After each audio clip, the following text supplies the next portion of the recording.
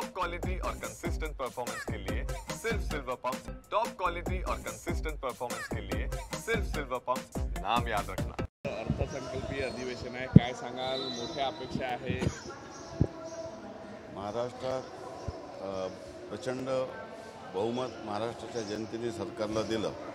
जे आश्वासन आम्ही जनतेला दिले आहे ते सर्व आश्वासनाची टप्प्याटप्प्याने पूर्तता करणे, सामान्य जनतेची अपेक्षा पूर्ण करणे आणि ज्या पद्धतीच्या कामांनी मागील 2.5 वर्षात लोकांची मनं आम्ही जिंकली, तशाच पद्धतीचे लोकहिताचे कामं करून पुन्हा जनतेच्या मनामध्ये आपलं स्थान निर्माण करण्याचं काम आम्ही अर्थसंकल्पातून निश्चितपणे करणार आहोत। कुठेतरी आपल्या मतदारसंघामध्ये वन्यजीव संघर्ष आहे तो मोठ्या प्रमाणात पेटला आहे। मागील वर्ष-दीड वर्षामध्ये 11 लोकांचे जवळजवळ हल्ल्यामध्ये मृत्यू झाला। काय उपाययोजना केल्या जाणार आहे? आता नुकतीच आम्ही या संदर्भामध्ये बैठक घेतली।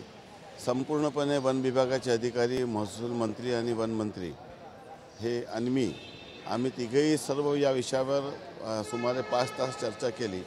कालही रात्री माझी माननीय पालकमंत्री बावनकुळे साहेबांशी चर्चा झाली। या क्षेत्रातील काही तज्ज्ञ लोकांशी आम्ही या प्रश्नाचा तोडगा कसा काढावा या संदर्भात चर्चा झाली आणि पुढील काही दिवसात अशा पद्धतीचे हल्ल्यामुळे जे जनतेचा सामान्य जनतेचा मृत्यू होतो त्यावर अधिक प्रभावी उपाययोजना कशी करता येईल त्यासाठी एक नवीन धोरण आम्ही या संदर्भात करत आहोत।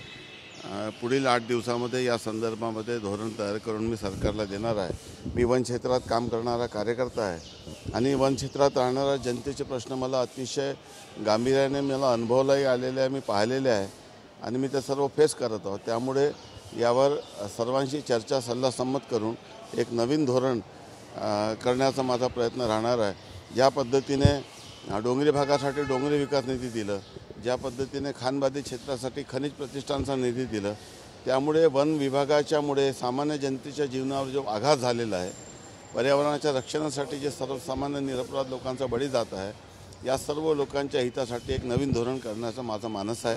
तो मी लवकरच सरकारपुढे सादर करणार आहे। काल ज्या पद्धतीने संजय राऊतांनी पक्ष भाजपात विलीन करावा तर मुख्यमंत्री करू एकनाथ शिंदेबद्दल ते बोलले। अमित शहासोबत बोलताना ही सगळी चर्चा झाली असल्याचं त्यांनी दावा केला। नाही, ते काय स्वतःला मीडियामध्ये आपला प्रेझेन्स दाखवण्यासाठी आणि कुठलीही निवडणूक न लढता राज्यसभेतून आपला खासदारपद टिकवण्यासाठी ते स्वतःचं लक्ष केंद्रित करण्यासाठी स्वतः मीडियामध्ये समोर हजर राहून आपला प्रेझेन्स दाखवण्यासाठी अशा पद्धतीचे कपोकल्पित स्टेटमेंट करत असतात। त्याला महाराष्ट्रात कोणीच गांभीर्याने घेत नाही।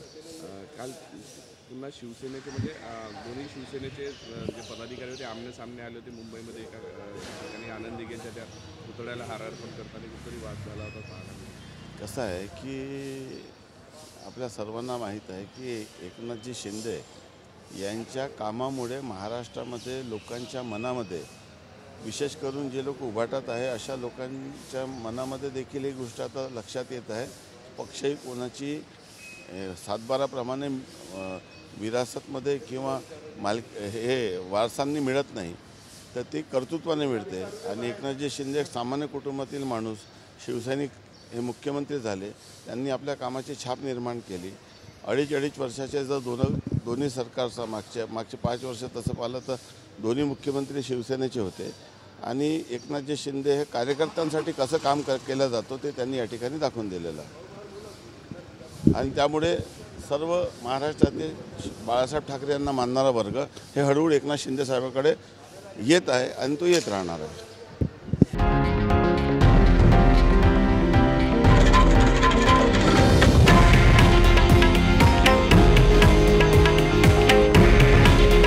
हे आहे देशातील नंबर 1 न्यूज नेटवर्क आणि आपण पाहत आहात TV9 मराठी।